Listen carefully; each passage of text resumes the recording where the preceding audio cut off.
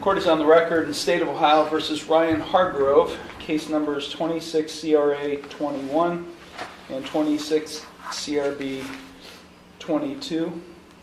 Court is also taking up a traffic matter, 26 TRC 96. In all of these cases, Mr. Hargrove pled not guilty to one count of improper handling of firearms in a motor vehicle, a fifth degree felony in the CRA case, one count of domestic violence, a fourth degree misdemeanor in the CRB case, and one count of operating a vehicle under the influence, a first offense in 10 years in the TRC case, as well as a marked lanes violation, a minor misdemeanor in that same. All right, pause here. This case is already stacked. A felony firearm charge, domestic violence, and an OVI all tied together. This isn't just traffic court anymore. This is the kind of combo that can snowball fast if one piece sticks. Keep that in mind as we move forward. Same case, all of those pleas were entered on February 2nd, 2026. The defendant was released on a personal recognizance bond with the condition specifically that he be subject to a GPS monitor device at his expense, as well as to have no contact with the alleged victim. In this case, Mr. Hargrove did post bond and did obtain a GPS monitor device. Can I see that device on you, Mr. Hargrove? Yes, sir. Okay, and it is on. That ankle monitor isn't cosmetic. It means the court already considers this defendant a potential risk. GPS monitoring plus no contact orders usually signal the judge is playing defense before things escalate. On his left ankle. These cases are set today for a preliminary hearing on the felony case and a pretrial conference on the misdemeanor offenses. Mr. Hargrove is present. He's accompanied by his attorney, Matthew Schultz. Also present is Law Director John Lewis and Sheriff's Deputy Daniel Gillespie. You have no hair. I haven't seen you in a while. It just went away. You have now joined the bald group. So, I understand from my bailiff that you wish to run a hearing, Mr. Schultz. Yes, Your Honor. Okay. Any opening statements, Mr. Lewis? No, Your Honor. Okay. Any opening statements, Mr. Schultz? No, Your Honor. Okay. Call your first witness, Mr. Lewis. Deputy Daniel Gillespie.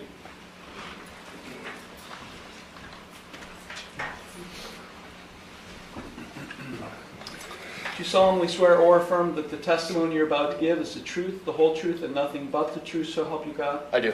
You may be seated. Okay, Mr. Lewis, you may proceed. Thank you, Your Honor. Deputy Gillespie, would you please state your full name and spell your last name for the record? My name is Daniel Gillespie, Gillespie. And, sir, where are you employed? I'm currently employed with the Ashtabula County Sheriff's Office. How long have you been so employed, sir? It'll be coming up on my third year with the Sheriff's Office. Okay. Prior to that, do you have any law enforcement experience? Total, I was with the Ashtabula City Police Department for about 13 years and with the Washington, D.C. Metropolitan Police Department for 5 years prior to that. So I'm encroaching on my 21st year on the job total. And are you a certified peace officer in the state of Ohio? I am. All right, thank you. I want to direct your attention to February 1st of this year. Were you on duty that day? I was. And did you, on that day, have an encounter with the defendant, Ryan Hargrove? Yes. And do you see Mr. Hargrove in the courtroom at this time?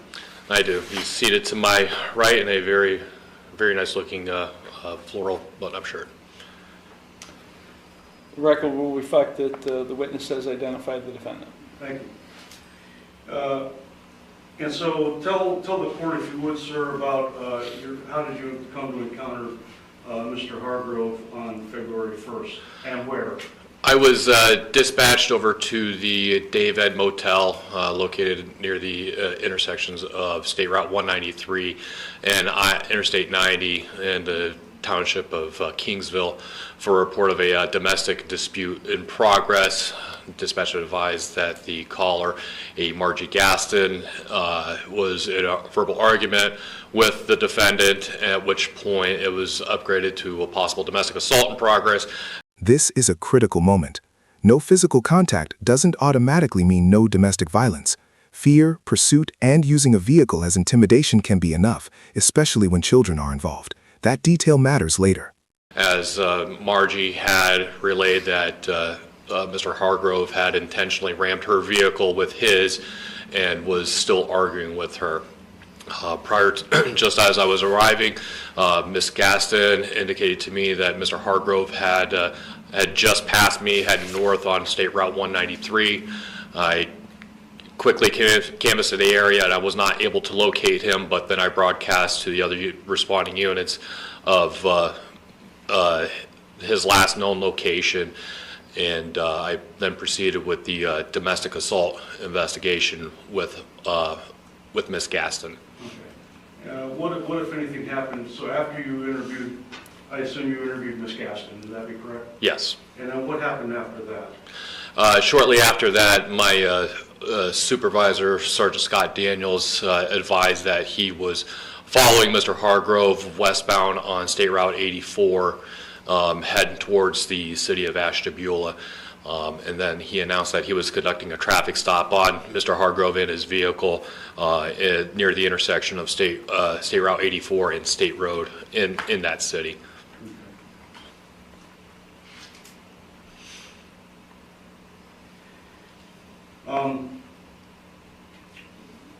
What, if anything, was found out about the condition that Mr. Hargrove was in at that time?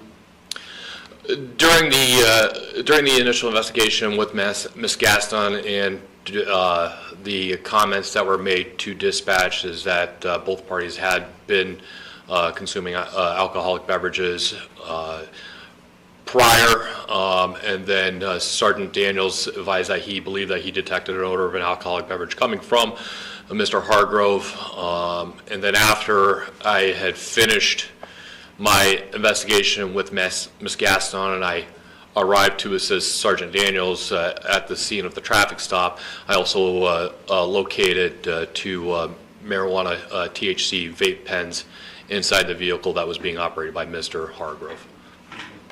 Did you see any other signs of impairment with regard to Mr. Hargrove?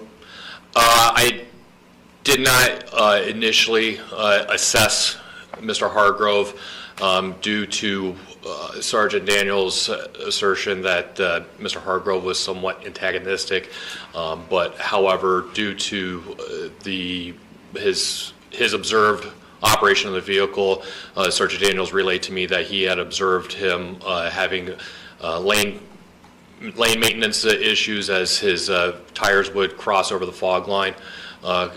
During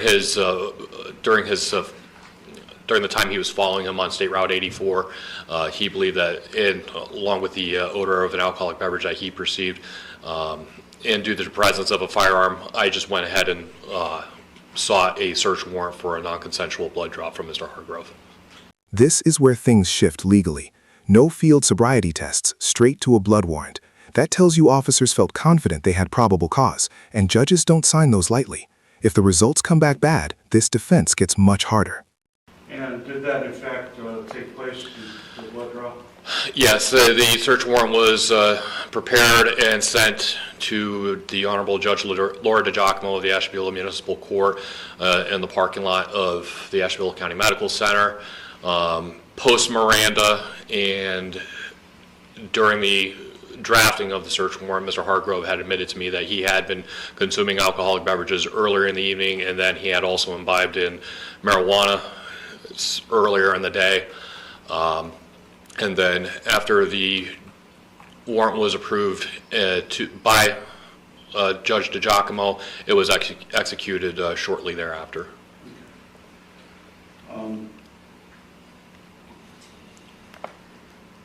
And so, ultimately, what was Mr. Hargrove cited for in this matter, traffic citation-wise? The marked lanes violation that was observed by Sergeant Daniels, and then the operating vehicle under the influence. Okay. And was the blood draw executed? Yes, shortly before 7:30 in the morning. Okay. Any results from that blood draw yet? No, it'll probably be about a month before I get the alcohol result, and probably another 3 to 4 months for the drug results to come back. Was there any evidence found in Mr. Hargrove's vehicle? Sergeant Daniels did locate a Smith & Wesson pistol in the center armrest console, and then there was also an additional loaded magazine, but I believe that was to another firearm. Where was the loaded firearm located? In the center armrest console, according to Sergeant Daniels. Okay, so clearly would have been within reach of Mr. Hargrove. Yes.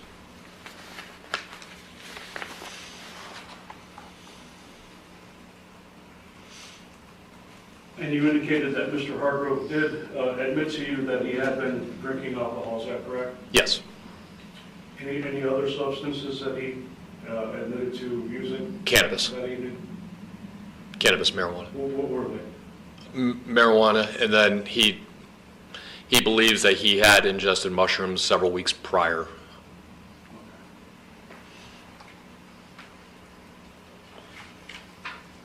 And Mr. Hargrove was then placed under arrest, is that? Yes.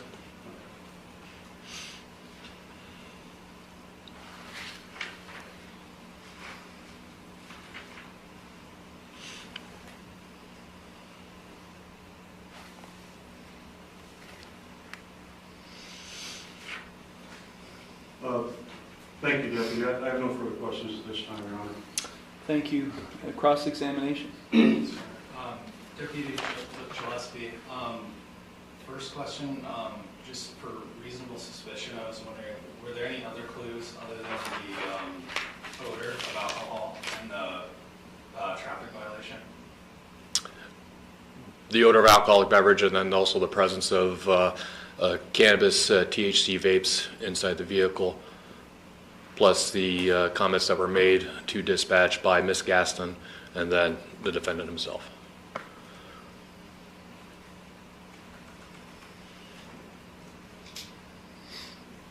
And it was said that by the other officer on scene, Sergeant Daniels, that the defendant was antagonistic.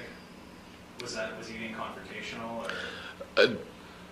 According to your defendant, his manner as to how long it took for he perceived Sergeant Daniels to stop him, and then the manner of him being stopped as a felony stop, I can understand as to why he would not be as polite or forgiving towards Sergeant Daniels, so I would understand that. But I did not know at that time as far as the antagonism would just be centered on Sergeant Daniels or as just as law enforcement as general. Was that part of the reason that, like, it's my understanding that was there SFSTs performed? No. Was that the reason? Was because he was antagonistic, or was that? The reason for going directly towards the search warrant, his antagonism towards Sergeant Daniels was a part of it, but also just the sheer geography. I was over in Kingsville at the time. He had already been placed under arrest by Sergeant Daniels at the scene of the traffic stop. And then the necessity and time constraints of just getting him over to the hospital and getting the search warrant knocked out. At that time, I believed I had more than sufficient probable cause to satisfy the requirements for operating a vehicle under the influence and the improper handling of a firearm inside of a motor vehicle. And that was enough I needed to present to the judge for the... Defense is aiming right at probable cause here, and that's smart. If they can suppress the blood draw, the OVI weakens instantly. Question for you, would you have done field tests, or was skipping them the safer call? For the search warrant. And was there a urinalysis done, or just the blood draw? Just the blood draw. As far as the alleged domestic violence incident, when you arrived on scene, what was your understanding like upon arrival? Was there physical contact? No, there was no physical contact between Mr. Hargrove and Miss Gaston. The components of domestic violence were in the sense that they had already had a domestic dispute in the city of Ashtabula, where it was not alleged that an offense had occurred, but Miss Gaston took it upon herself to remove herself and their 2 children from their residence in the city of Ashtabula and then relocate herself to the David Motel, which in essence should have ended the incident, but Mr. Hargrove took it upon himself to follow her all the way out to Kingsville Township and then continue to perpetuate the incident and then intentionally ram her vehicle, which caused her, as any other reasonable person, to be in fear for their safety. And that's what satisfied the domestic violence charge in my mind. And then I signed charges of domestic violence after it was also learned that he was in possession of a firearm during the commission of the offense. Sir, just one more question, just circling back to the DUI charge, the OVI charge, my apologies.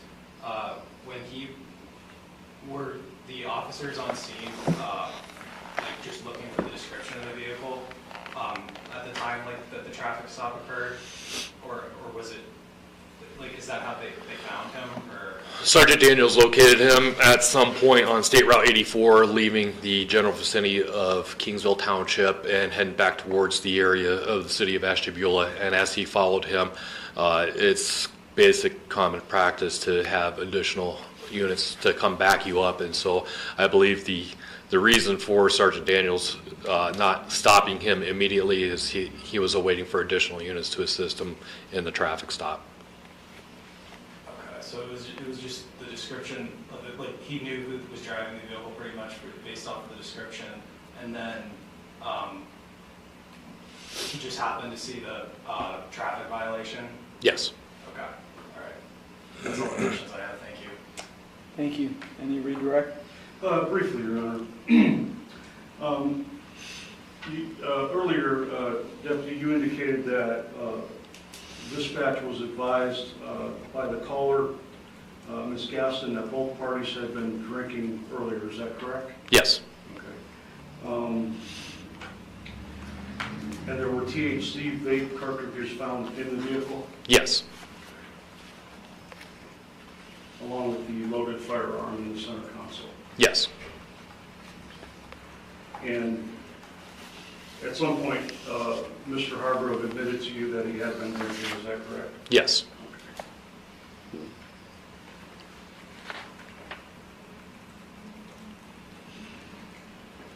Thank you, Deputy. That's all I have, Your Honor. Thank you, Deputy. You're excused. Thank you.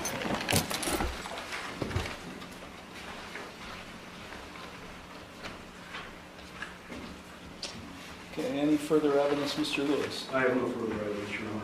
Okay. Any evidence on, you wish to rest then? Yes, sir. Okay. Any evidence on behalf of the defense? No, Your Honor. Thank you. Okay. Okay, I'll take argument. Mr. Lewis? Thank you, Your Honor. Based on the testimony of Deputy Gillespie, the caller to dispatch, Ms. Gaston, indicated to the dispatcher that both parties had been drinking earlier. Mr. Hargrove admitted that, to Deputy Gillespie that he had been drinking, that he might have consumed THC. There were THC vape cartridges found in the vehicle, and the Scott Daniels, the other deputy involved, thought there was sufficient evidence to arrest Mr. Hargrove for the OVI offense. He was also charged with a marked lanes violation. Further evidence of his impairment at the time that he was pulled over with a loaded firearm in the center console, Your Honor. That is a clear violation of Ohio Revised Code Section 292316D, as in dog, and therefore, Your Honor, the state of Ohio is requesting that this matter be bound over to the Court of Common Pleas along with the underlying misdemeanors. Thank you. Thank you. Mr. Schultz? Your Honor, for the first thing I just wanted to bring up is the OVI. I'd just like to argue that there wasn't probable cause. When it comes to the odor, that doesn't necessarily mean that he was above the limit. Let me ask you, Mr. Schultz. Your client was a suspect in a domestic violence matter. Wouldn't that be sufficient grounds to pull him over? Yes, Your Honor. Okay. I'm arguing that it doesn't necessarily, I'm not saying there wasn't sufficient reason to pull him over. Okay. I'm saying that the alleged traffic violation was kind of opportune, like to find more reasonable suspicion to be able to investigate for OVI. Between that So and the odor. you wish to challenge probable cause for the arrest, not probable cause for the stop? Yes, for the OVI charge, where the IHF stems off of. Okay. Well, that proper venue for that would be as part of a suppression hearing, so, Yes, Your Honor. okay. Any other argument? No, Your Honor. Okay.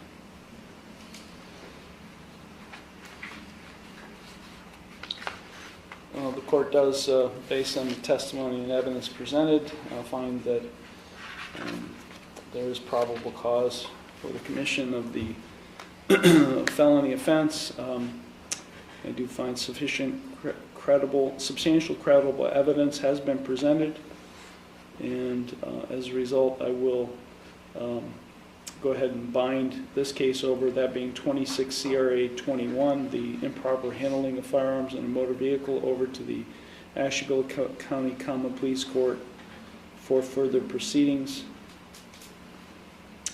The accompanying misdemeanor cases of 26 CRB 22, 26 TRC 96.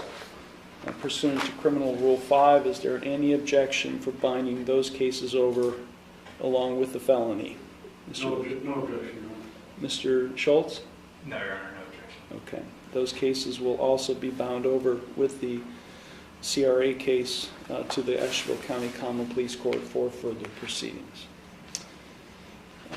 Bond has been previously set on the felony case in the amount of $10,000 personal recognizance with the conditions the defendant not consume or possess alcohol or drugs, that he be subject to an alcohol or drug assessment at the Lake Area Recovery Center and successfully comply with all recommended course of treatment, that he have no contact with the alleged victim, Margie Gaston, and that he be subject to a GPS monitor, a device at his expense, that there being a 1,000 feet radius that would apply.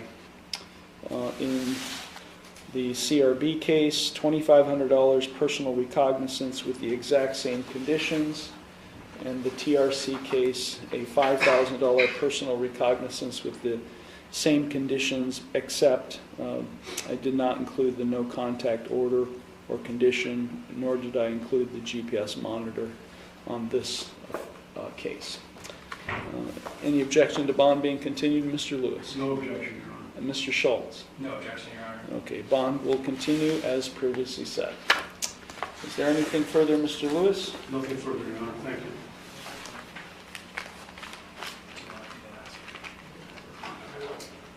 My apologies, Your Honor. We would like to ask for the ankle monitor to be removed, so he just doesn't work. Okay. So you want to get rid of the no contact?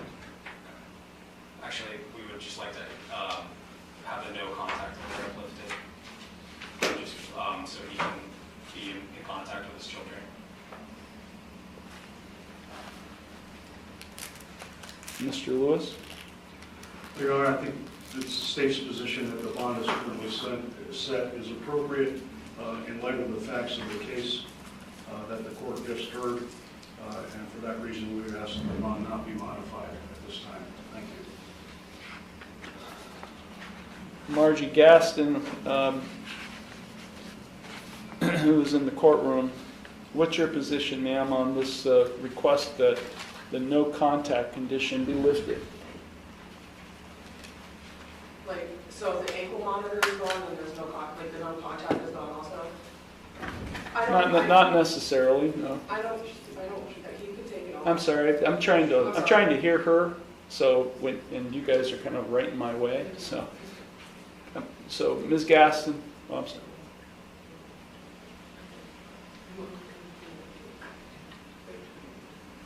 So I do want to be able, like, to contact for the children. So you would Or like, him to be able to, like, go to my son's, like, I don't know, when I'm in work, like, my work schedule, for him to pick the kids up, or I can't communicate through my children, for them to talk to him, like, I don't know. so you would like, let's just talk about you, Okay. because you're the only person that's covered under this no contact order, not your children. So what is your position on the no contact condition involving you? I don't care for it, like, you can remove it. You can remove it. You want to have contact with Mr. Hargrove? That's fine, yes. Did she inform that to you, Mr. Lewis?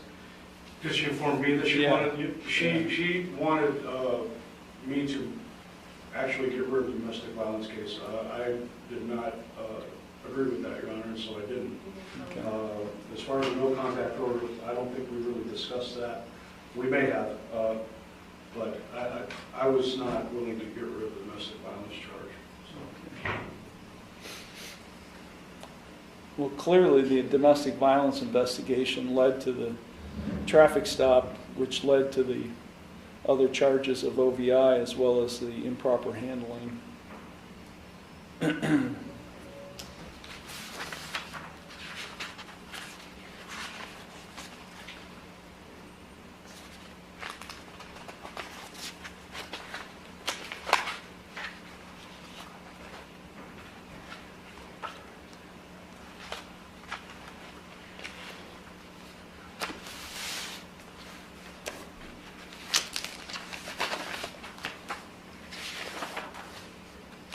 Just looking at Mr. Hargrove, CCH. He's got nothing. How many children do you have together, Ms. Gaston? We have one child together, but I have two children. He has been in my son's life since he was 2. So he is his dad. Okay, I will modify the bond to remove the no contact condition at the request of the alleged victim. I will also remove the GPS monitor device requirement. All other conditions of his bond will remain in full. This is the emotional turning point. The alleged victim asks to lift restrictions, and the judge agrees. But make no mistake, this is trust, not forgiveness. One mistake now, and the consequences could be far worse than before. Force and effect. Look, Mr. Hargrove, just because you now can have contact with Ms. Gaston does not mean, one, you can influence her in any way regarding this case, and two, that you shouldn't be mindful of the pending cases and the fact that you could be facing a long and lengthy jail sentence and perhaps even a prison sentence if convicted of these cases. That I guess what I'm getting at is you better keep your nose clean while these cases are pending. I'll no longer have any jurisdiction. These are now bound over to the common police court. But trust me when I say this, depending on which judge you get, you could be facing some pretty significant consequences if you violate the conditions of your bond. Do you understand that? Yes, sir. Okay. Is there anything else, Mr. Lewis? No, Your Honor, thank you. Mr. Schultz? No, Your Honor, thank you. Okay. Thank you all very much. This matter is concluded. Mr. Hargrove, you have to stick around and